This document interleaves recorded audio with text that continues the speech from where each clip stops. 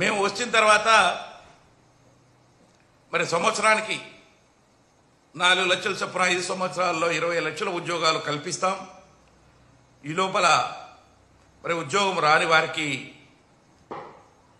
మరి 3000 లెక్కన నిరుద్యోగ వృత్తిని కూడా మంజూరు చేస్తామని చెప్పేసి ఎన్నికలలో మేనిఫెస్టోలో చెప్పడం జరిగింది.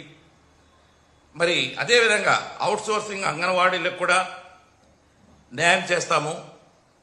వాళ్ళకు కూడా ఒక ఉద్యోగ భద్రత కల్పిస్తాము.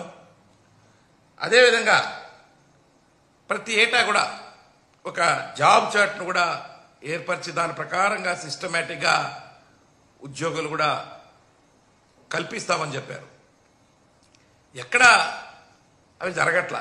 అంటే మేనిఫెస్టోలో ఎన్నికల కోసం ఓట్ల కోసం చెబుతున్నారే తప్ప ఆ ఎన్నికలు అయిపోయి దాదాపు 6 నెలలు అయినప్పటికీ కూడా ఆ హామీలన్నీ కూడా మరి ఆ యొక్క మేనిఫెస్టో కాపీలు కూడా బుట్టదాఖలైనాయేమో అనేటువంటి అనుమానం అయితే నాకు కలుగుతూ ఉంది.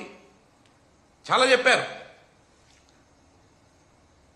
మేము వచ్చిన తర్వాత సిపిఎస్ను జిపిఎస్ను కూడా సమీక్షించి ఒక ఆమోదయోగ్యమైనటువంటి పెన్షన్ స్కీమును తీసుకొస్తామన్నారు.